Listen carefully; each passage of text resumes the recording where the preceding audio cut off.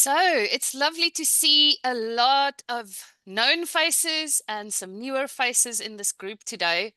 And clearly, this is a topic that's important for not just us as coaches, but also for us as human beings. What do we do when tensions brew and arise and simmer and explode and go below the surface and do all these wonderful things?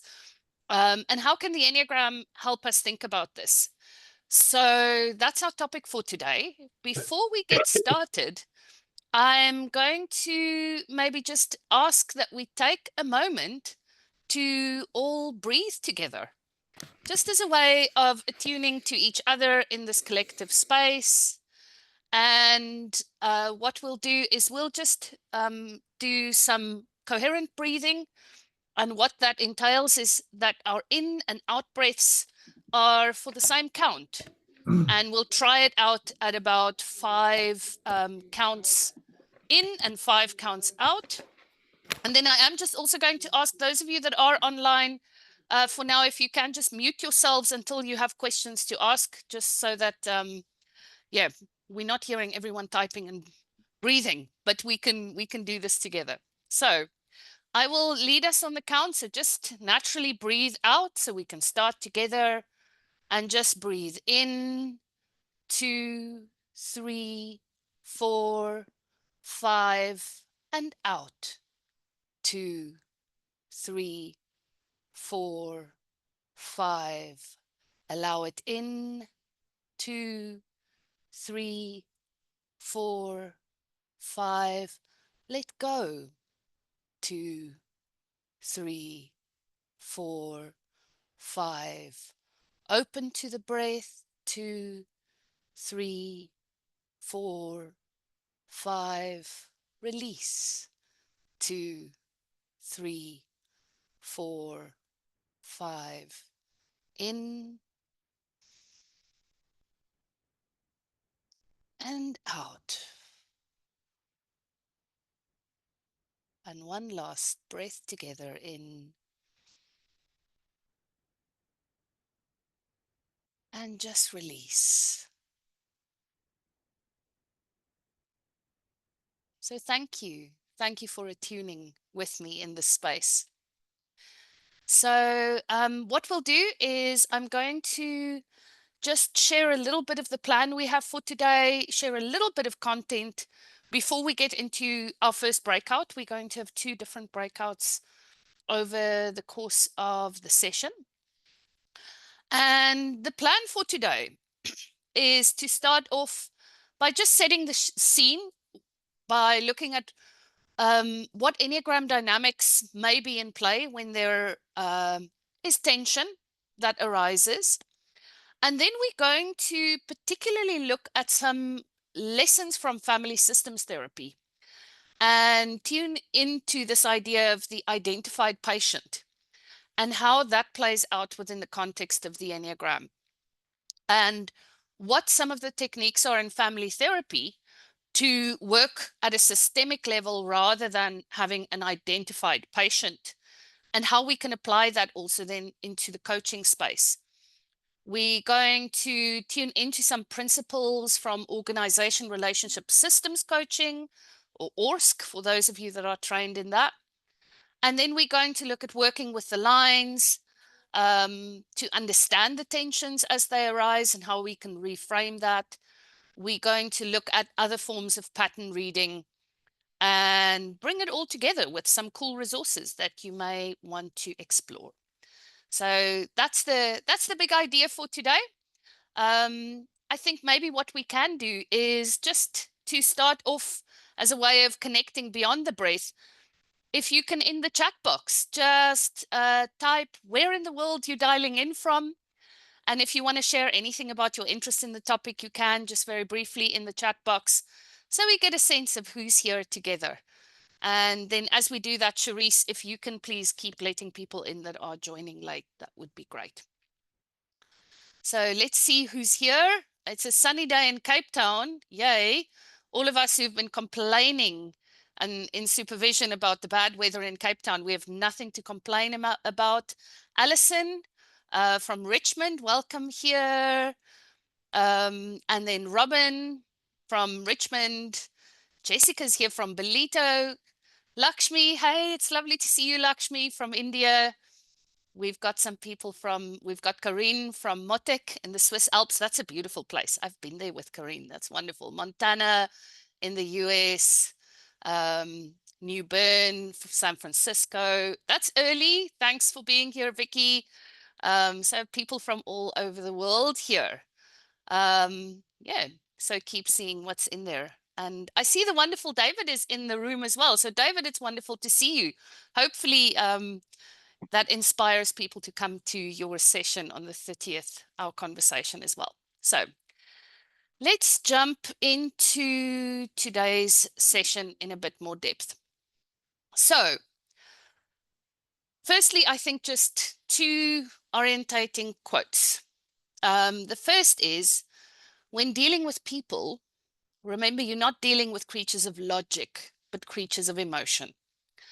And so when we're dealing with tensions in a team and between people, we will have, I think, some success if we just deal with things logically, but we'll have much deeper success when we also deal with some of the more emotional and embodied patterns that are playing out. And then one of my teachers, Meg Wheatley, power in organizations is the capacity generated by relationships. It's an energy that comes into existence through relationships. And I think that's a particularly poignant quote in the time where we a lot more virtual in a lot of our organizations, and therefore the nature of the relationships in those businesses are changing. And in a time where we're thinking a lot about, where does AI play a role? How do we change things and the way in which we deliver services and organizations are structured? And the core thing that I think is important to note is that what we do when we strip relational elements out is we also strip power out. And I think sometimes that is part of, and it's the potency of an organization as well. The potency of people working together, really, really important. One of the quotes that I've heard from the organization relationship systems coaching world is, when we're working with organizations or with teams, we're working in a collective identity, something that's bigger than the individuals. So it's not about the individual members, for example, of a great band like the Beatles. The Beatles is not John, Paul, and Ringo and all of those people. I don't know, the Beatles were before my era. It's not about those individuals. It's about the magic that happened when they are together. And I think that's what Meg Wheatley is getting at here, is that those relationships and the magic that's created through those relationships is really what makes organizations capable of doing what they're doing in the world. And so we have to see relationships as very precious resources. Yeah. We perform in organizations through the people, through the relationships. And that is what creates actual performance. So the orientating maybe dynamics that we're going to highlight here. When we're working in a team and there are tensions, and remember, not all tensions are visible in the way that, for example, an 8 and a 3 in the Enneagram having a go at each other because they're having a disagreement. It's not always visible like that. We also sometimes have underground, simmering, more passive aggressive, more invisible tensions that can be even more disruptive than something that is very overt and visible. So the first thing to note is that when there's tension in a team, some Enneagram types get scapegoated and blamed more than other types.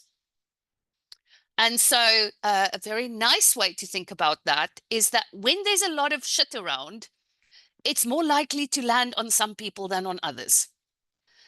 And that's one of the core things that we as coaches need to be incredibly aware of. Because if we just listen to where the poop is landing, we might get trapped into working with individuals as problems and not systemically working around what's actually going on. Now, there are times when individuals are actually responsible for causing the problems. And I would say that that's maybe 1 in 10 times of the conflicts and tensions that will be shared with you as you do team coaching.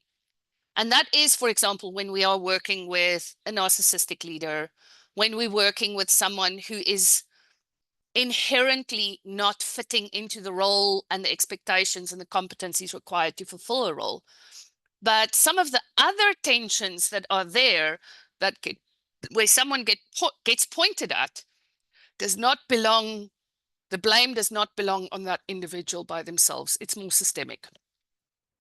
The second thing that occurs quite often is that there are some dynamic tensions that have to do in a way with the actual polarities represented in the Enneagram and the way in which our own developmental journeys go as represented by the lines that then gets played out in the system as a whole.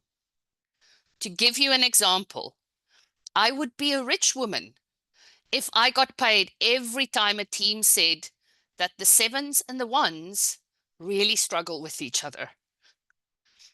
And at the same time, those natural tensions also represent amazing opportunities for synergy if they're harnessed and they reframed in some kind of way. So, of course, any type can have a problem with any other type, and conflict is not always 1-on-1. It can be 3-on-6, or like one team I worked with many years ago where the whole team got split, 2 leaders not getting along, and eventually the whole organization being 2 camps, and in some way that playing out. Tensions occur everywhere around the Enneagram, but there is a particular nature of the tension that plays out when that tension is across the lines. Now, today we're not going to deep dive into how maturity plays into this. But let's just say, when we're at different stages of maturity, things also stir up in different ways. And at some stages of maturity, we might not think of ourselves as stirring. We actually go along to get along quite nicely, but we are the chihuahuas trying to take down the leader by the ankles. There are some places where my arrogance and my insistence that I'm right might be stirring up the system. And as we mature, we all know this inherently, right? That when we're in fallback and in less mature and expressing less mature stages and states in a moment even, we do things that makes the rest of the system unhappy in ways that when we're attuned to our wiser selves and our inner eldership, we wouldn't do. So there's something inherent in that I just want to throw in, but we're not going to be deep diving into that today. Then there are ways in which we can make sense of the tensions by using some of the pattern reading mechanisms of the Enneagram, like the harmonics. What happens when 2 assertive types are having tension with each other? How is that similar or different to when a withdrawn type and an assertive type have a go at each other from a Hornevian perspective? From a harmonic perspective, some people are emotionally maybe more expressive, the more emotional realness or reactive types, versus the way in which some of the more competency, pragmatic, problem-solving types show up. And then there's a lot of stuff around object relations and the centers we can play with as well. The Enneagram is always a wonderful way for us to become more aware of the patterns from our families of origin. And especially from an object relations perspective then as well, the way in which we relate to authority and the way we relate to systems of belonging, the way we relate to more nurturing figures, all of that will come into play as well. And what happens when there is a tension that's exacerbated by the fact that unconsciously the people that are involved in this tension remind each other of important protagonists from their early lives. And so in some way, without knowing it, I am not necessarily having a fight with you, but I'm so insistent here because you remind me 100% of my younger sister, and I don't even know that that's what's happening. And the Enneagram can help us see some of those patterns as well, and then take back the projections that play out. From different systemic approaches, one of them that I'm thinking of at the moment is the approach of organomics in organization development, or even from the ORSC system. We know that roles make patterns. And we are more likely to step into certain kinds of roles given our Enneagram style. Now, roles, I don't mean your formal role. You are the chief people officer, or, you are the 2IC in the accounting department. I'm talking about the roles that we play relationally. And so who is the protective figure in the team? Who is the driver? And certain types are more likely to fall into certain role patterns. Now, what we know from a system like organomics is you change the role, you change the system. So if you are playing a protector role and it's creating that pattern, and you shift your role into something else from protector to encourager, yeah, the whole system changes, and the conflict and the tension can dissolve in that way too. And then, of course, it's very useful to remember that the tensions and the emotions that arise in a team are the lights on the dashboard, and that the unmet needs, the frustrated needs of people in the team are often what's under the hood. And the level of intervention that often is required is for us to look at people's unmet needs in a system. And once again, the Enneagram is incredibly powerful in helping us uncover unmet needs, not just through the core motivation, but through the different ways in which the Enneagram allows us to look deeply in the mirror for that. So that's kind of where we're going.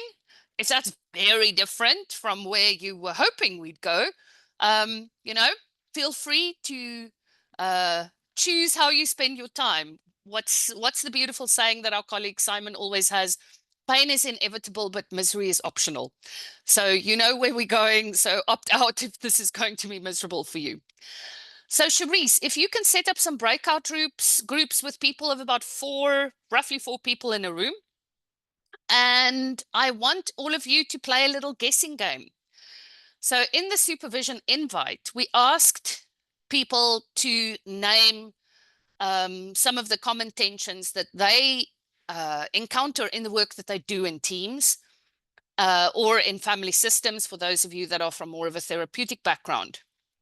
And here is the question for you to explore. So obviously introduce yourselves to each other in the small group, but then just think a little bit.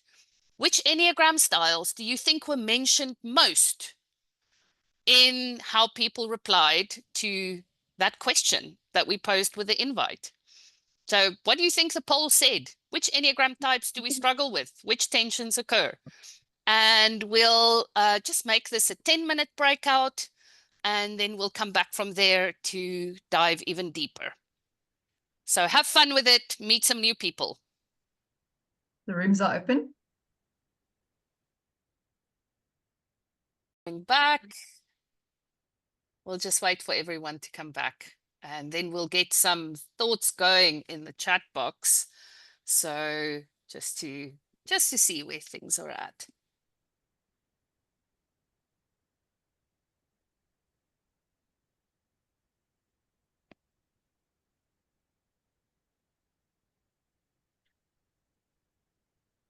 Right, so we're slowly coming back into the room, and as you come back into the room, fingers on your keyboard. Which types? Ooh, which types are most likely to be named as the reason for conflict and tension? Let's see what predictions we have here. And you can just type in the chat box. What were the conclusions you came to in your smaller groups? Jenny, 2, 8, and 3, 8, 8, and 4, 2 and 8, 5. Don saying no conclusions, but then he draws one, 4 and 6. I don't know. It's keeping your options open, Don. 8 and 3, 8, 9 and 1, 8 and 5, 8, 1, 6, 8, 4, 3, 5, 4. Any outlier in the system? 8. Okay. So there's lots of things. Now, from the limited poll that we did with our coaches, the Enneagram 8s were fingered quite a lot as the source of conflict. And second highest on that list is a number that's only been typed once, and that's Enneagram 7s. So that's an interesting one. And then third on the list were the 4s and the 3s. So immediately do some pattern reading here. 8, 7, 3. What do they have in common with each other? They are all assertive types. Yeah. And what do assertive types do? Assertive types are likely to lean in when some other people are leaning out. And so what happens when we go with this pattern off the bat is, we might be saying that the people that are the problem are the people most likely to name it. So that's the one thing. Then we can look at some other patterns. So 8 and 4 are both reactive types. 7 and 4 are both frustration types from an object relations perspective. And it's interesting, 2 came up in this list that we typed here quite a lot, but very few people actually put, I don't know if there were any people who named the 2s in the little poll that we took. So that's really interesting. So I don't know what that's about. Some small group have some conflicts with 2s that might need to be resolved. Or they've internalized the conflict and they were 2s and they were just beating themselves up. I don't know. There's something about that playing out in some of those groups. So the reason why we start from here is not because we're going to spend the rest of this session beating up on Enneagram 8s.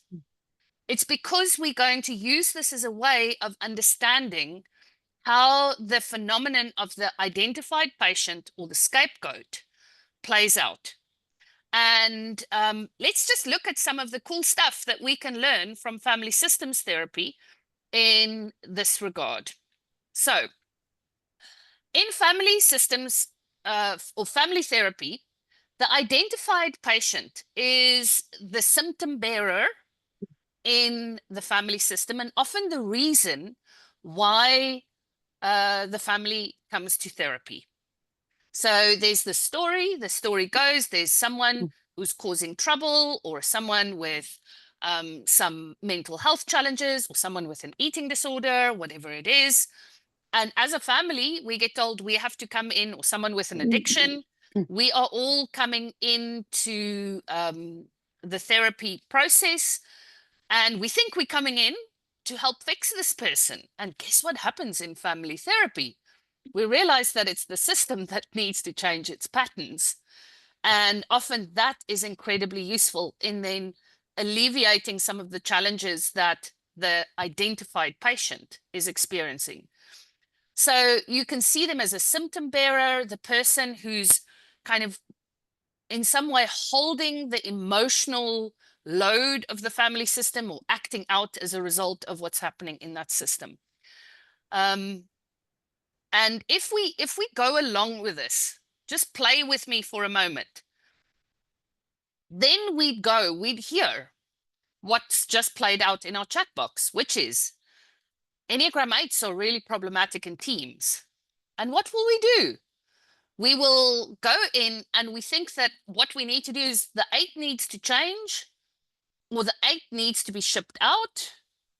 And if we just take that approach, the pattern will play itself out over and over again. And I have literally seen this. I've seen teams that say, everything will be better once this person leaves. And then they manage to have that person leave. And 6 months later, they're right back where they were before. Now it's someone else that gets fingered because the system is not holding the collective responsibility for how this is playing out. So I'd love to hear a couple of voices from the room. Let's start just with Enneagram 8 because it came up in the chat box as well. What do you think Enneagram 8s are doing that gets them put in the position of the identified patient so often? And what dysfunctional emotions in the collective do they sometimes tap into or express or point at? And let's just play with that. So what do eights do to evoke the unconscious label of you're the problem, the identified patient role? Let's hear a couple of thoughts. And we'll do that. We'll play that with other Enneagram styles too. So we're not going to stick just with eights. We're not recreating the pattern here. We're just starting from where it happens most often. And if you're an eight, maybe you want to speak from your own personal perspective as well. So you can just pop your I'll hand go. up or unmute. Peter, yeah. So I think one of the things that happens with an 8 is because they are brave and they are not afraid, they get put by the group into the position of conflict with whoever who's above them, and they see their role as a protector, so they are protecting one beneath them, and then they're on the friction line, and then they get angry in that space, and then they get destructive. Yeah, and they get angry with power, so it's like I'm calling out people with more power in the hierarchy, in the rank, quite often as well. So yes, I have seen that play out a lot of time. The rest of the group, those little cartoons where the minions go and they run behind each other, like everyone goes and runs behind the eight, and the eight's in the firing line in that way. Jean. Oh, just seconding everything that you're saying here. There is this, for some eights, a sense of responsibility that they need to protect and speak up for the underdog. But also people come to the eight and talk about the injustice that's happening or whatever it is that they're experiencing. So the eight's kind of collecting all this data and then speaks up on everyone's behalf. So in some cases, and then they draw fire. It's so interesting that everybody then drops back and lets the eight kind of, you stuck your neck out there. We'll just let you hang out there. Exactly. And in a really, if we put compassion into that equation as well, what that does is it re-wounds the eight every single time, because that's how the eight personality forms as well. That idea of, when the chips are down, I have to fight for myself because other people aren't, especially nurturing figures. And so here we have that same pattern play out. I have spoken up and now the chips are down. No one's there to protect me or stand with me. Ntsiki and then Sarah Ann. Oh, there's a word that was said that then they become destructive. Oh, that got me as an eight, because I'm just thinking, do they become destructive or they're being perceived as being disruptive in the team? So I just want to highlight that. Yeah, totally, Ntsiki. And if we think about the games people play, what are the sanctioned games in the work environment today in 2024 as well versus the sanctioned games in 1980? I mean, Enneagram 8s were often elevated for their strength and their ability to call things out in the 80s a lot more than now. In 2024, where people say, you need to be more authentic and emotionally intelligent and a whole lot of other things too. And of course, eights can be all those things too. But there's something about the balance of power that shifted. And it is about perception, is naming something to allow the pattern to reshape. So it's creative destruction. Is that the same as destruction? Good question. Yeah. Sarah Ann. Yeah, Lucille, I think I would really agree with what you what you're pulling out. I think there's something also that gets tricky with the eight in terms of they might well call out, but they're not always, in my experience, good at owning their own vulnerability and their own role in that. So they might come out firing because they've been receptive to information, but they don't necessarily stand in their own vulnerability and their own responsibility for their role in whatever's happening. And I think that's unfortunate, because then people disregard and attack. Yeah, beautifully put, Sarah Ann. There's one more part of the pattern I'd pull out, and that is, I mean, even just when we do Enneagram training, when people are new to the Enneagram, and especially if they're no longer in the honeymoon phase in their intimate relationships, what is the type that most people type their partners as? Their romantic partners. They go, oh, I'm married to an 8, I'm married to an 8, I'm married to an 8. And then people do assessments or they do narrative typing processes, and people come out and say, oh, they're not an 8. And so the 8 persona also represents in some way the persecutor, the bully, in some kind of way. And all of us have in our childhood experiences some experience of not being treated nicely and not being treated fairly. And so the archetype that we associate with that is often Enneagram 8. And so then when an 8, regardless of their level of health, are in front of us, from a subconscious level, we're pulling on that wounding and that hurt and go, here's the bully back again. And then the start of the cycle happens. And of course, the more we treat people as if they're assholes, the more likely they are to become exactly that. That's that self-fulfilling prophecy. Okay. So there's some insights into Enneagram 8. I want us to go to another type. The type that was a bit invisible in the chat box here, Enneagram 7s. Why do you think so many people identified the 7s as the source of some of the trouble we have in our teens? What are some of the patterns that 7s play out that make the poop land on them? Anyone with thoughts, ideas? Maybe you are a 7. If you've not reframed too much, maybe you can pull out some of your personal experience. But why do 7s get blamed for what goes wrong in teens? Danny, let's hear from you. And maybe because they have a finger in every pie. They're all over the place. That's a very good start. Yeah, they are involved in so many things. So you're a common denominator in some way. Yeah, great starting point. Molly? I think you called it out. I think we reframe things. So there's a problem and people don't think we take it seriously. And I say we because I am a 7. And we're like, no, it'll be okay. We just need to blah, blah, blah, and reframe it. And people are like, what the heck? This is huge. Why are you brushing it off? Yeah. Yeah. And I've had to deal with teams, and where 7s are leaders as well, where the team gets so frustrated because it feels like things are genuinely broken and you're telling me they're fine. And so it feels like you're not taking our problems seriously. Sally? I think in my experience, the 7s have a lot of big ideas and these the big visionary and are fabulous with ideas. And then sometimes there's a lot of fallout when it comes to commitment and follow through. Yeah, absolutely. Absolutely. And the stalwarts of the organization, the old hats that are really, really attached to how things have always been, are perturbed without even thinking about the content of the suggestions that the 7s are making. But it's like, you're changing my organization. You don't understand where we're coming from. Totally. Karen, in the beautiful forest. So as a 7, I think that we are known for being very scattered, which is basically what the last 2 of you have said. And just like anything is possible, like, what about this? What about that? But actually we need to choose our lane and stick to it. So people don't take us seriously because we are so scattered, because we think everything is possible.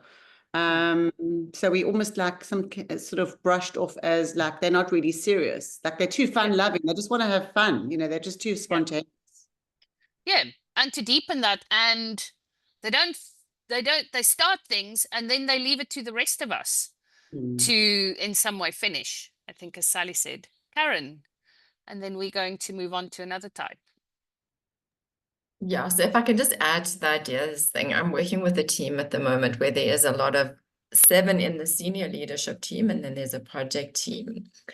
And it's almost like the sevens in the leadership team drop these idea bombs, and the project team actually don't know what to do with them. They actually walk out of meetings with eyes like saucers going, are we supposed to do something? What was that? We have a plan, and now these idea bombs have just been thrown at, and it actually renders them almost immobile, because it's like, we don't know what to do with us. Yeah, beautifully put, beautifully put. And then to bring that into dynamics with each other. So I know in one of the teams that I've worked with, the Enneagram 7, the most senior leader in that team, is full of these idea bombs, and happens to be, in a more parastatal environment as well. And so also has this like super idealistic view of how quickly things happen in government. And so they'd also build time plans that go, oh, and then 2 weeks from now, the procurement will be done. And then we'll do this. And then the rest of the team go, procurement, that takes 6 months here. And so the 8 will call out the 7 going, no, it's not going to be done. And then the 8 gets fingered as the difficult one that doesn't want to follow the plan. So, I mean, it's an interesting dynamic. Let's just think about 3 and 4. You're getting used to the kind of thinking that helps us identify why someone might be put in an identified patient position in a team. So why do Enneagram 3s get put in the identified patient position? What roles do they play in the system? What behaviors single them out? Helen? I think that can put a lot of pressure on. There's a lot of fast moving, a lot of not listening, and that can be hard for the others who might want to be heard. Beautifully put. Thank you. Miriam, what have you seen? That many times they want to check the list and are not paying attention to the actual content of the list. Yeah. And that causes a tremendous amount of problem, because all they're doing is speed instead of quality. Yeah. And that can cause massive issues. What we then also have with the 3s is like the task before relationship heuristic at earlier stages of development. So it's like, oh, we'll fix the culture stuff and we'll work on our relationships once the job is done. The job is never done. And so what happens is the relationships erode more and more and more over time until there's nothing left in the bank. And then people go, that's what's happened. What then also happens is the 3s have we'll look at the anger patterns of the different types in a moment, but the 3s go play nice, play nice, play nice, play nice. And then they also get very emotional and can throw a blaming bomb or point fingers, or it wasn't my team, it was your team. And that can also cause some challenges. And then of course the adaptive qualities of Enneagram 3s mean that some people in the team might say, you're just telling us what we want to hear. We can't trust you. And, are you really fighting for us when we're not here? What's going on? So there's a distrust that builds up. And it's exacerbated by the fact that there's not enough time for relationship building along the way. Yeah. And let's do Enneagram 4s. Why do 4s get fingered as get scapegoated? Why do 4s get scapegoated? We have a few 4s here in the team. What have you encountered? Kate? There's always drama, and drama. So wherever there's something, 4 will be playing out drama and intensifying it and spending a lot of time in the difficult feelings. And yeah. And sometimes with the 4's interjection, the drama might not even be theirs. But because there's drama, they're playing. Like the 7s are playing fingers in all the pies, the 4s have fingers in all the dramas. And so then it can also seem like in some way, the 4s are also causing it or exacerbating it. Mbali? I think it's how the 4s can't really hide their feelings. So if they rock up in the morning and they're not okay, you will know about it. And sometimes people just don't want to hear it. And also how fours, most of the time, they try to find meaning in everything that they do for themselves. So it's always me. How does it affect me? Do I believe in this? How does it play out in my world? So it's all about them. So people don't like that very much. Yeah, good call out. Absolutely. Absolutely. And Natalie, let's hear from you. I think, and maybe this is too personalized, but I think that people like having a dramatic four in the room because they can shift all of their drama onto you, right? So it's like we're all, level-headed, and this one's doing what she does. Yeah. And of course, the four then takes that on because it's a rewounding in the same way that it is for the eights. It's like, I'm not understood. I don't fit in here. So I might as well, take all the stuff that's being thrown at me. And then over-identifying with feelings in the same, in that process as well. So what's interesting is, can you see that there's often a pattern of the behaviors then play out as a rewounding, which in some way reifies us inside our Enneagram style. Jim, something you want to add? And then Megan, and then we're going to move on. Yeah, I would say inconsistency in productivity because the emotionals up and down, and I can only do it if I'm, motivated. Yeah, that's a really good call out. So the fours often have inconsistent performance. And so it's like, can we really rely on you here? Like, great, when you're good. But when you're not, it's having an impact on the entire team. Megan. Yeah, I was curious, Lucille. Oh, excuse me, I got a frog over here. It's early. About the rewounding from the 3 and the 7, we didn't speak to that explicitly. I was wondering if you could summarize that quickly. Yeah, so I think in some way what happens, remember for the Enneagram 3, there's a core wound around feeling that my value is not inherently there. Like I have to prove myself all the time. And so I need to work harder and harder and harder. So what happens, the 3 gets told, we're unhappy with you and the team, and then they work harder at proving their value in the team, and that exacerbates the very problem that got them fingered in the first place. So that's what happens for the 3s. I think for the 7s, there's an interesting version of that, like that I'll be out of here until it's fun again, kind of rewounding. So the 7 learns to be an escape artist in some way to avoid the pain of the situation. So then they're being told, you're reframing all the time, there's a real problem here, and they go, oh, this team isn't fun, let me start a new project. And then once again we're in the same cycle. But it's like the more the team goes and says there's a real problem, the more painful it becomes. The more that feeling that I will never be able to escape the pain once I really pay attention to it takes hold, the more I need to escape, the more the cycle continues. Thank you. Yeah, and then I especially felt that with the 3, when they turn towards the relationship because they've been told they should, and then it doesn't work, and then they learn that's not the way to go. Could get reinforced.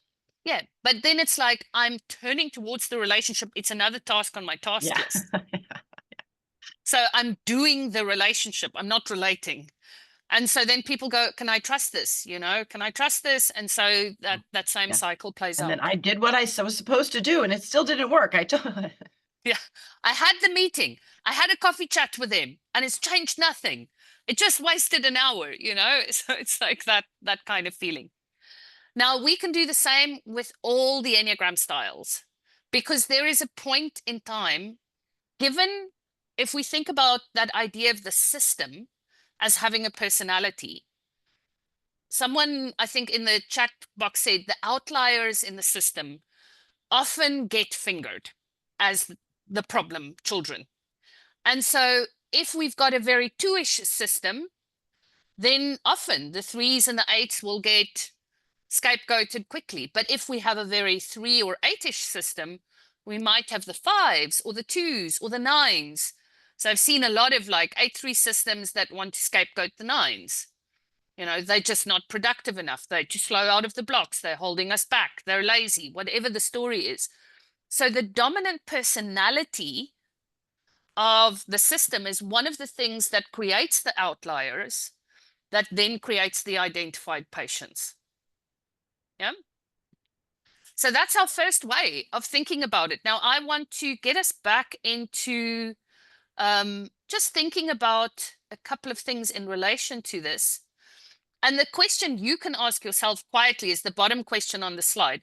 What happens when, as the coach or facilitator or leader, you swallow the whole, you swallow the bait here and you go, yes, the problem is this individual.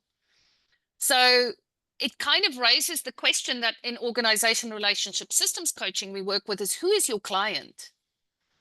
And when you work as a team coach, your client is the team. Your client is the system. Your client is not the leader. And so you need to serve the system, not an individual agenda. Even when you're working as an individual coach, if you just help the person who comes with an identified patient into individual coaching to say, this person is a real problem, and you just lean into that as a truth where there is only one side to the coin, you will not be serving the larger system or the learning of that individual. There's a saying in family therapy, in couples therapy, that in couples therapy, there are no innocents. So there is the one partner in the couple, the one person in the couple is the person who's robbing the bank, and the other one's the one who's driving the getaway car. And so don't think that just because the one robbed the bank that they are the problem. In the larger system, we all play roles that set people up, that create the patterns, and we need to shift the way in which the patterns play out a lot of the time. A lot of the time. It's not an absolute statement.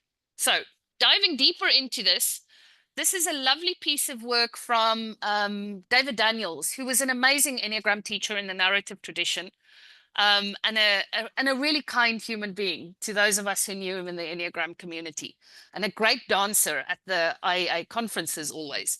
So he wrote, one of the books that he wrote is this one. It's called The Enneagram, Relationships and Intimacy. So it's more about working with intimate partners, with couples. But part of what he has in this book is he has an expression of how anger manifests for different types. And when we're dealing with conflict, of course, one of the possibilities that we encounter is that anger will manifest. And anger, of course, is the emotion that comes up when things are not right. Yeah, so it's an indicator emotion. It's different to acting aggressively. Anger is a natural emotion. Now, think about the way in which different types express anger, and therefore, once again, how they get put in the identified patient roles. So the 9's passive-aggressive, stubborn, and subverted resistance, with the occasional boiling over and exploding, will be very different to the powerful, direct anger of the 8, the confrontational style, the armored withdrawal, and all of that. And that will be different to the Enneagram 5, who expresses anger through self-containment, withdrawing and withholding. I will not waste my breath on these idiots. Yeah. So there's tension and there's arrogance or disappearance or disapproval. But there's a withdrawal from the system. So will the 5s easily get pointed at? In very assertive systems, they might. You're the one who's not playing with us. You're the one who always disappears. But it's like seeing the anger patterns helps us decode where there might be tension that's going underground as well. And it might help us understand how the system is dealing with it. Yeah. And I think that's where Enneagram 7s are interesting as well. The Enneagram 7s, the description David puts in the book is they're bitching when they're angry, which is very different to having a big fight. So just look at some of those. We are sharing the slides with everyone who's here afterwards, so you can get a copy of this. But just interesting to play with that in relation to the idea of identified patient. Now, what are some of the methods that get used in family therapy to make sure that we're not just working with the identified patient, but helping the system as a whole to heal? So here are just some thoughts, and after this we'll have another breakout to play with some of these ideas. So the first thing that we do in family therapy is we work with a strength orientation. So what we're trying to do here systemically, so remember, it's not with the individual, but in the team as a whole, in the family system as a whole, is the ability to recognize strength orientations in problems and failures. So think about success stories and bringing them out in the conversation. So yeah, we had 2 evenings where dinner was a blowout, but which evenings was dinner actually great? Where did it work out? Where were we able to navigate this challenge or problem? So focusing on what's going well and highlighting some success stories is one way in which we work with that. The second is solution-focused interventions. So that's by going, let's not dig and dig and dig and dig in what's wrong, but let's focus on where we want to be. Rather than just going, what got us here? Yeah, because we know what got us here won't get us there. So we need to shift and change that. So this is similar to, so there's someone who can just mute. We can hear some background talk. If you can do that, that would be kind. Or otherwise, Charisse, if you can mute them. So the solution-oriented approach suggests using something similar to solve problems now. So you can go, how did we navigate things well in the past? What did we do then? How can we apply that to the issue that we're facing currently? The 7 superpower does come into this. So in family systems therapy, how can we reframe? Can we see the problem through a different lens so that we can see it as a different outcome? And sometimes the reframing is very simply, what if there is no one person who's responsible for that, but rather, what if the system created this problem? And what if we own it systemically? How are we all part of this tension that we've created? Because that then means that, for example, the people that are hiding behind the Enneagram 8 and having them take the bullets, the fact that they're hiding behind the 8 and not speaking out themselves, they're as responsible for the pattern as the 8 who's seen as the troublemaker because they've spoken out. Yeah. So reframing is great. And then positive connotation. So that's describing a negative behavior in terms of how it is adaptive. Yeah. So it's not that this person is angry and this is a problem. It's like his anger is maybe due to how much he cares. Yeah. So can you see how it's a way of reframing, but seeing the way in which the unhelpful behavior is helping the person to cope and to navigate the system. So in a world that's really crazy and it feels like I have no control over anything, sometimes controlling what I eat, also known as an eating disorder, can be one of the few ways in which I exert control in a world that feels where I feel like a little rowing boat in the middle of a very stormy sea. Yeah. So if we see that what I'm trying to get is control, then we can say, so that's the broader need, the deeper need. How can we work with that? So a couple more ideas here. Enactment. So rather than describing a problem, act out how you're doing it. We can do a lot of that in teams. So when we just get teams to talk through some of their issues live as if you're not in the room, like have a meeting, you know, let's make that happen here. And then we pause and we go, so what are the dynamics that played out here? So get get the real enacted expression of what's happening here rather than us talking about the thing. Circular questioning. Now, this is a very interesting method of working with this. So circular questioning is when you ask questions so circular questions often ask what the person would have to do to provoke the undesirable response, right? So it's almost, I'm trying to get at why is this behavior that's being seen as a problem occurring? So there are 3 cool ways in which we can play with circular questioning, yeah? So you can work with time. So you can say, so what's changed over time? So I'd ask a question like, so when did this tension first come to the surface in this team? And the group would say, well, 6 months ago.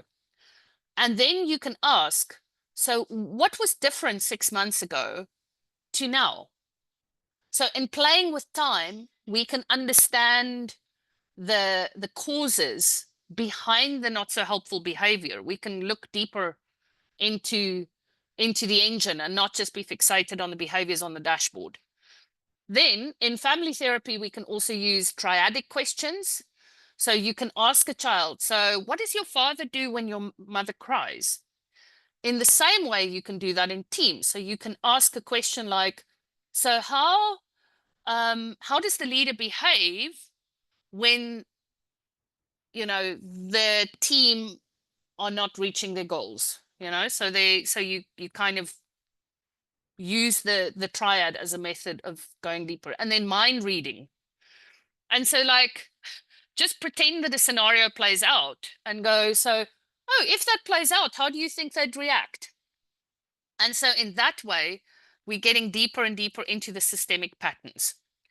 And then lastly, the use of self. So in family therapy, the therapist remains aware of where their own judgments are coming up, where they're forming stories about where the cause of the problem is.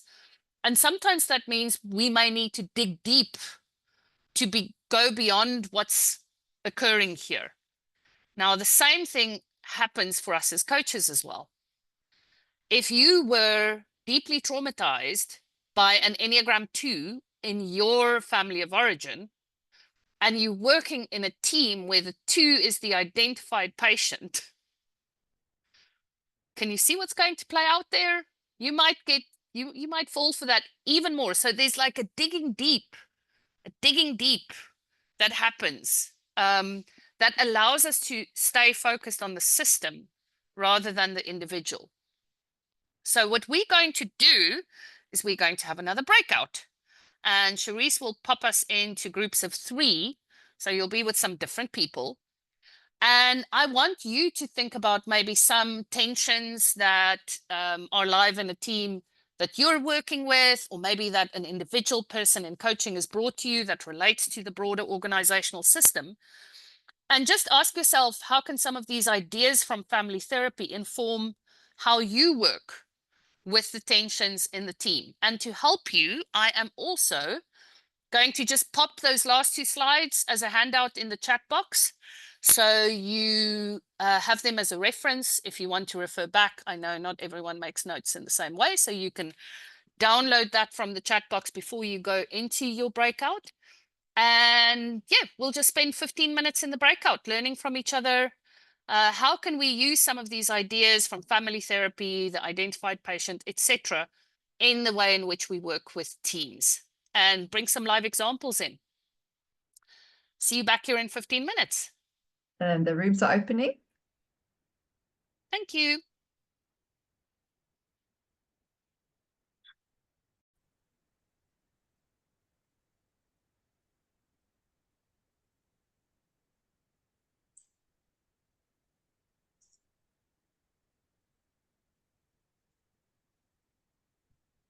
Okay, so here we are all back again, coming into the room.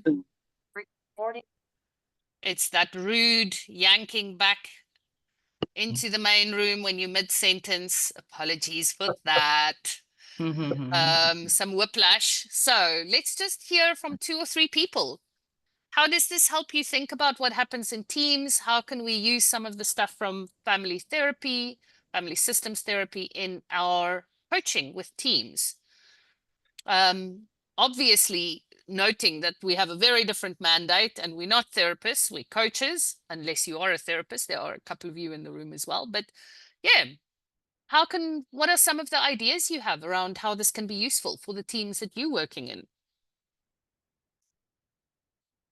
Tsiri. Yeah, I think we just spoke on the issue of reenactment, how much it will then be able to open up the space for people to talk out the issues without the tensions that may come with it, because then it becomes kind of humorous as people reenact what others do and how they see them. Yeah, it's a fine line, right? It's always a fine line, because as much as we say I'm not portraying anyone, people will easily know who we're portraying when we're reenacting things. So yeah, that is something to keep in mind. And at the same time, it depersonalizes it. So the overall move we're looking for when we're working with problems is, instead of 2 people going at each other, we're trying to get everyone on the same side looking at the issues. So that's the move. Instead of the direct oppositional place, we're trying to find a place where we're looking at the issue. And that's definitely one way. Yeah. And Tsiri, you work in an environment where a bit of humor is probably a very good idea. It is, but I'm wondering, should it be that we're just reenacting nobody, that can't we be specific and say, this is what Tsiri does when things happen, and then they reenact it. It's still it still brings the humor even when that is done. I think when we do that, it's absolutely fine, but our contracting needs to be exquisitely done, because it's a very fine line between what's funny for some people being shaming for another. And so we need to be clear about what we're doing. And once again, if one person becomes the identified patient because now everyone's reenacting Tsiri, we all need to be mirror to each other then in a broader systemic context. Jonathan, your thoughts?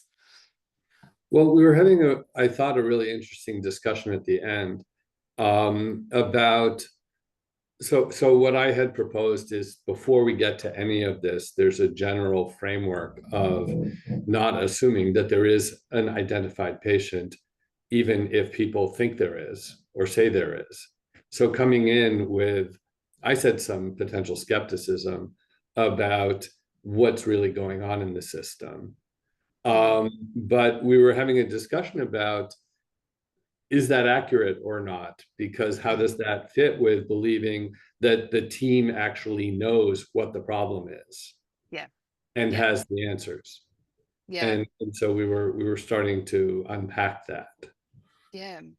Interesting conversation. And I think, we don't know what we don't see. So often there as well, I think the kind of frame that we come from, or the maturity stage in the team, might mean that some data is just not available to us until there's clear mirroring. So sometimes it's like emotional data that's not available to a very specializing team. And then there's a role of how can I, as the team coach, help them tune into data that they're not seeing, without assuming that what I'm seeing is the absolute truth. It's a fine dance and balance. We look at some of the ORSC ideas around how to reveal the system to itself. It's one of the principles of revealing the system to itself is an exquisite way of walking the journey with the team, because it takes time for the system to see its systemic patterns. It doesn't just drop in, and very seldom will we start an engagement with those patterns being clear to the team. So yeah, I like where that conversation was going. Joe and Tsiki, and then we're going to move on into just a little bit more content. Joe. And hi, 2 of us in our group had a similar conversation around coaching an individual, being called in to help with an individual, and not actually considering the system. The invitation and the contract with the organization was not to look at the team, but to look at the individual. And both thinking now, well, perhaps we've missed something in terms of not being able to examine the system. And we were wondering how one approaches that in an organization where nobody's actually even thought that it might be a team issue, but we're dealing with this individual for what behavioral or competence problems, and realizing that the family system is actually the use where that the tools one needs to try and address that. So how one approaches that in a practical way. Yeah. So I mean, I think there is something around catching that early. So in the contracting process, even if the work ends up being with an individual, to say, how can I help the leader think about how the system is creating the problem? And are there ways in which, there are midpoint touch points with the leader as well, and this individual, where all three of us are together and talking more systemically about what's happening. So there's ways in which, when your mandate from the start is, here is a problem, help us fix it, or help us, without you maybe knowing it, work them out of the system, which sometimes happens to coaches too. We're a tick box in the getting rid of process. To say, before I say yes to this, let's dig a bit deeper, and to ask the leader in the contracting, how do you think the way in which the team operates and the way in which you lead this team, what's your part in creating the pattern that's created this problem? Yeah, thank you. Good catch. And Tiki, do you still want to add something? I know your hand was up. I see it isn't anymore. Yeah, it looks like you've moved on, but I wanted to just add to what Jonathan is saying. But then Joe is also saying something that I thought I could comment on, and then so I'm kind of confused because I'm not sure where I should start or whether I should just leave it. Just pop it in, Tiki. Pop it in. Even if it's messy, it will make sense for Okay, I people can in do different messy. ways. I can do messy.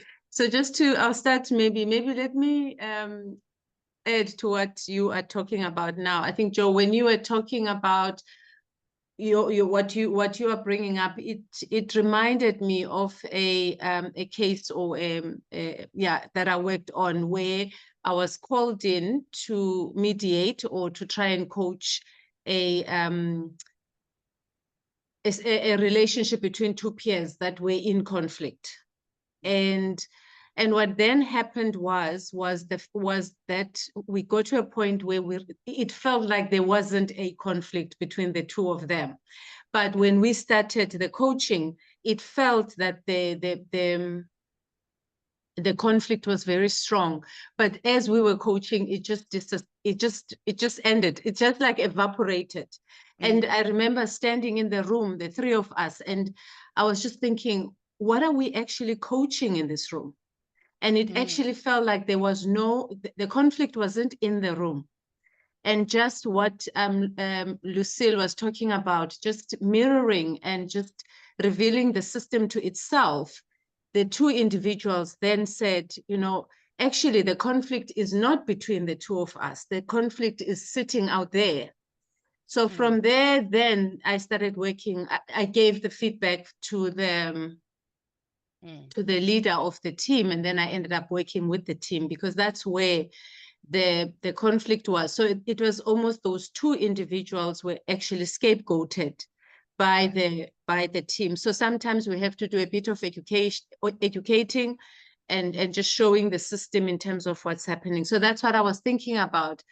And I think with individuals, sometimes when they are being scapegoated, you can coach the individual, and then the individual maybe self-correct, but then something else happens in the team. And so it's a process that the team has to come to.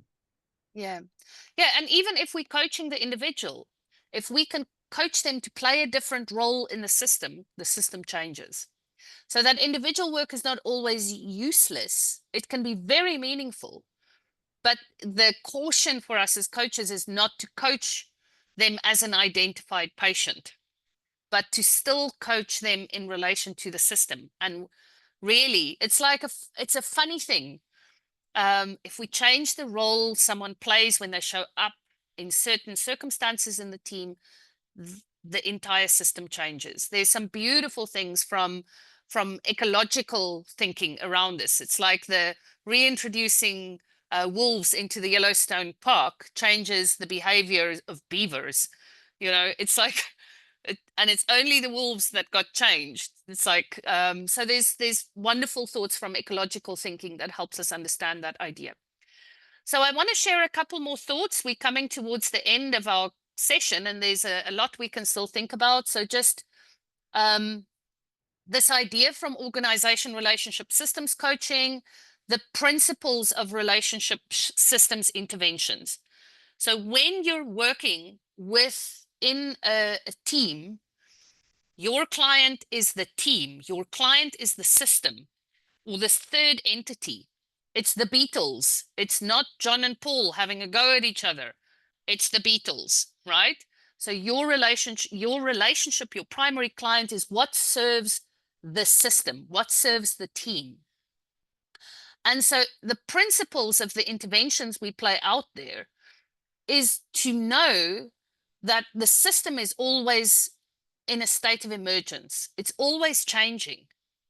So by the time people talk about what happened last month, that system has already changed because of the way in which the patterns in context are playing out. The second thing is you have to trust that the system, so we say there, the system itself has a personality. And when you do our team reports, that's kind of what we show you. What's the Enneagram trifix of this team? What's the personality of the third entity? But when we look at the personality of that gestalt of the third entity, we need to work with it, even if the system can't see itself yet. We need to work with that system as intelligent, generative, adaptive, and it has. I mean, through leaders changing, through people coming and going, through the competitive landscape changing, through restructurings, you know, somehow this entity has morphed and shifted and changed in an adaptive way. So it's part of a complex adaptive system. Then we need to know that every member of the relationship system, so every member of the team is a voice of the system. If I can bring that out, so they're speaking their part of the system, but I can also ask questions to help them speak broadly in the system. So that thing of like, from where you are sitting, from your perspective, what is most needed in this team right now? If the team could speak, what would the team be telling us as the individual members of the team? You know, so there's ways in which we can tap into that. And it's important as well, because sometimes only the more assertive voices are the voices that get to speak if we don't hold a more inclusive way of bringing those voices out. Relationship systems rely on roles for the organization and execution of functions. So the roles that we play, so the formal roles, but the informal roles more potently often, is part and parcel of being in a team. So if you can change the roles, you change the system. And we can communicate with the system on multiple levels. And we're not only trying to reveal the system to itself, we're also trying to reveal the brilliance of the system to itself. So what are some of the ways in which we can do that? In ORSC work, we use constellations quite often. So we can say, here is the issue. You know, let's use a silly one, a leave policy, the leave policy that's changed. And we walk around the room, walk around the room, walk around the room, or we can do this virtually as well with some technologies. And then we say, if you love the new policy, stand towards the center of the team. If you're really pissed off with the policy, stand towards the edges, and anywhere in between goes. And suddenly the system reveals itself in 1 minute of positioning myself. I can see what's playing out. Whereas if we each had to speak our turn and we aren't all listening, we can't see the pattern as clearly. So constellations are great ways of revealing the system to itself. Sometimes we can do third entity exercises where we have one person and the other person involved in the conflict, and we swap seats. And then we both walk to the third perspective, not to do with the conflict between us, but the third perspective of the relationship. And we look back at the two people involved in the conflict, and we can say, from this position, what do you want to say to these two role players? And it's the same people speaking, but now I'm speaking from the perspective of the relationship. And there are some wonderful things in the systems coaching approach that can help us navigate that. Very briefly, the stuff around the lines. So if we just look at the lines, so for example, here, the line between 7 and 1, or the line between 9 and 3, these lines, think of what they represent. If I'm an Enneagram 7, Enneagram 1 represents a stress line for me. As an Enneagram 1, Enneagram 7 represents a line of release for me. So these, and both the lines can be places we fall back to under stress. They can be opportunities for us to be more mature if we climb up to the higher side of the lines. So somehow what happens is that something that's an intrapsychic dynamic, me as an Enneagram 7, and how I relate to the one inside of me, which is often to do with stress and the low side of 1, now gets externalized as an interpersonal dynamic. And so that's part of why people across the lines have such tensions with each other so often. Yeah. So often when you're working with a team, the stuff around the lines are called personality clashes, but they're these manifestations of intrapsychic tensions. What we do when we work with this is we normalize and externalize the tensions. So we go, yeah, no, this happens a lot. 7s and 1s, they have this tension with each other. This is not just the two of you. This is what happens. And it is because the two of you offer such big lessons to each other. And, you know, I can replace the two of you, but if we have another 7 and 1 in here, they'll probably have similar issues. But what can you learn from this? So can you see how you normalize it, you externalize it? It's not John and Paul having a problem with each other. It's the 7 and 1 playing out the natural dynamic that you have become. It's like your actor is in the play of 7 and 1. And we can actually then harness some of this to become more complementary by recontracting. So for you as a 7 and a 1 in this play, what happens when you contract to harness the strengths you offer each other without taking advantage of each other? Because that's sometimes the fear. The 7s go like, I've been mopping up after the 1s go, I've been mopping up after the 7s forever, and I'm not willing to do that anymore. And so how do we recontract in a way that makes it feel more just, more fair? Because as we know, the brain's wired for fairness. Then of course we can work when we have these personality clashes along the lines, to work at the level of needs instead of at the level of you know, the behaviors. So we go Enneagram 1, what is really, really, really important for you here? What is it that you need? And Enneagram 7, what is it that you need? What is it that you fear? And can you get how we're getting into some of the deeper dynamics of the Enneagram types? And that allows me to play that out. And then, of course, working with the lines, we can validate or value the gifts and strengths of all the sides. What is it that you've got that I need?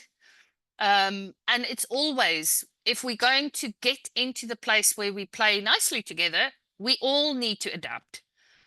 We don't fall for that part of the line that says, yeah, they need to change. And, you know, if we're going to dance together dynamically, we both need to change. So approaches that can help us work with the lines is we can describe and normalize, as I've just said, find common goals, common needs, and contract around that. I love the techniques of changing chairs. So 7, get into the shoes of the 1, 1 get into the shoes of the 7. Now from there, What do you see about what's playing out here? And how do you understand the person's needs and their behaviors differently?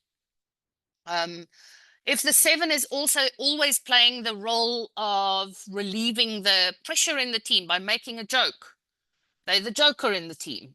Yeah.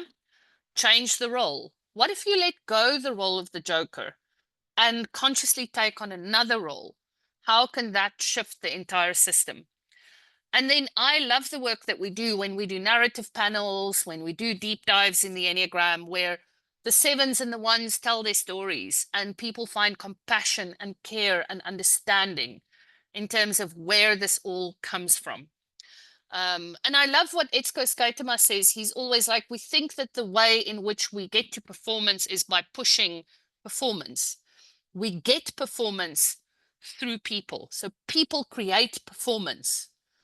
People create success. And so we need to really work with the relationship building parts to enable the performance. It's not the other way around. So we've spoken a bit about 7 and 1, 9 and 3, similar tensions that play out. The 3's like fast to get going, long task lists, really openly promoting in some way the success stories. The 9's are understated. They want to align and understand the context before they act so that they're more thoughtful in their actions. They not so open for the self-promoting bits.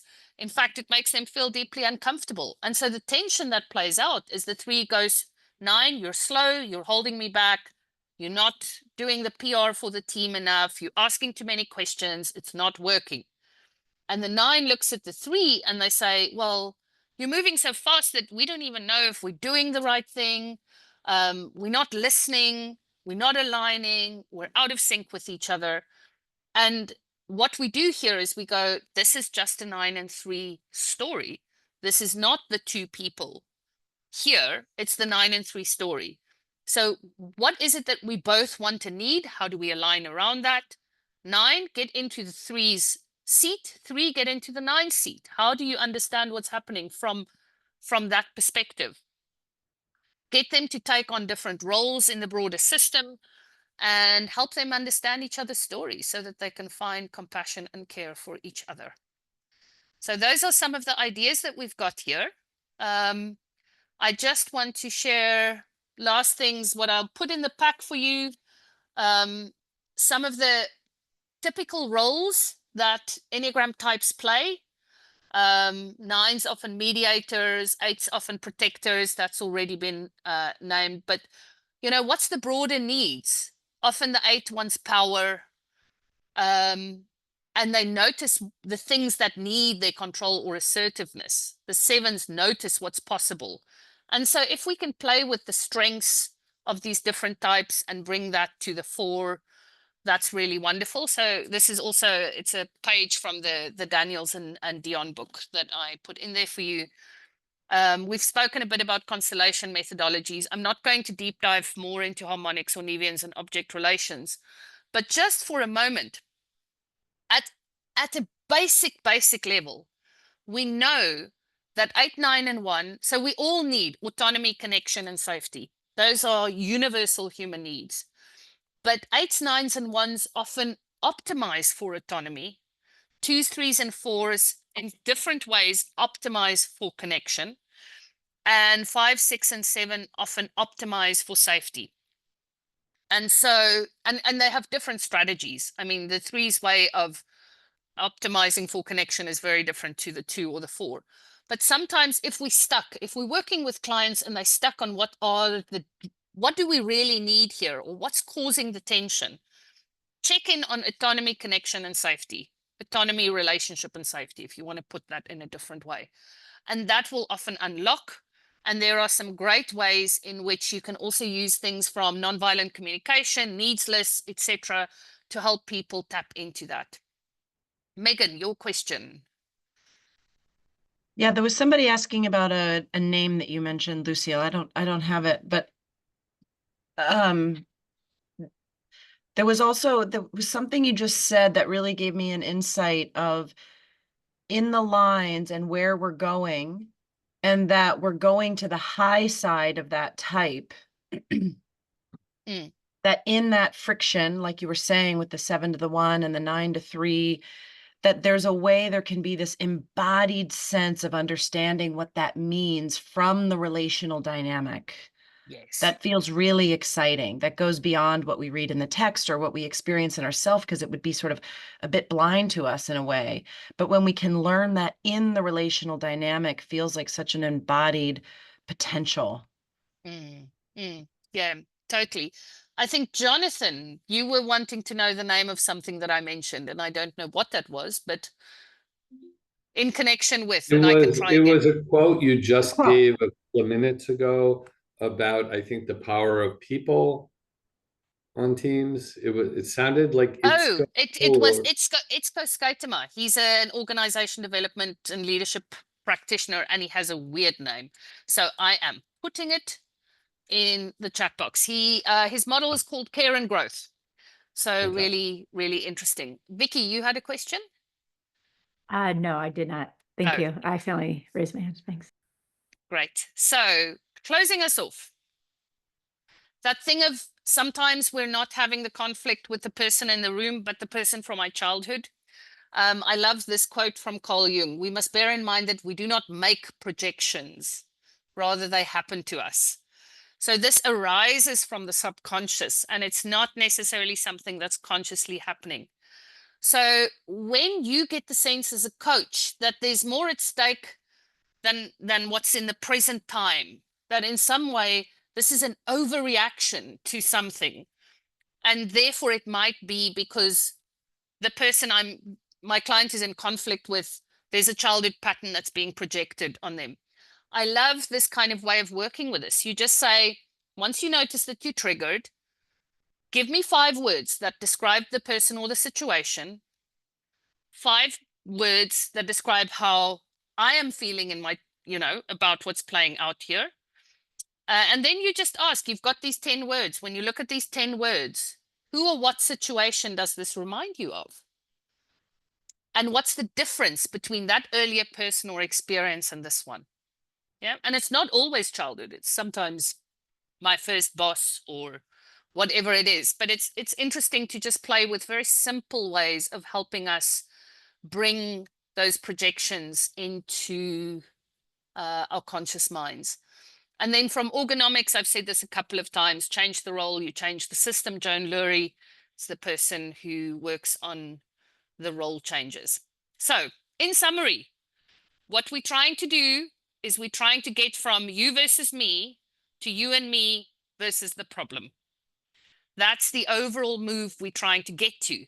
And the Enneagram helps us do this. The moment we go, this is the typical tension between a 7 and a 1, and we're just trying to navigate the balance between control and freedom. Yeah, that's what the 7-1. So how do we do that better in the system? We have a very different situation where we don't have to blame and point fingers and you said that and you said this kind of situation. Some of my favorite resources, both on Dr. Daniels, on David's website, even though he's passed, his legacy lives on. There's a particular matrix of how types relate to each other that can be used quite nicely in the work environment. And then, of course, on the Enneagram Institute website, there's something that's more about intimate relationships, but that's useful to look at. I've referenced the book, the Daniels and Dion book that I showed a couple of times. And there's some really cool stuff on the ORSC website on how to work with some of these techniques that we looked at today. And I love this little cartoon, the cat and the dog. That's an archetypal misunderstanding. That's like 7s and 1s or 9s and 3s, it's an archetypal misunderstanding. And look at the cat and the dog just going in different directions. That helps us see what's actually playing out in some way. Thank you for joining Supervision. It was so much fun. We'll share the resources. The video will be there to look at again. And yeah, as Cherie said at the start, if you're interested in finding out more about what we do or doing some of our accreditations, including our Teams training, which is our level 3 training, please come do that. Let's all unmute and say goodbye to each other in organized chaos. So we hear the voices in the system. Goodbye, everyone. Bye. Bye. Bye. Thank you, Bye. Lucille. Thank Bye. you.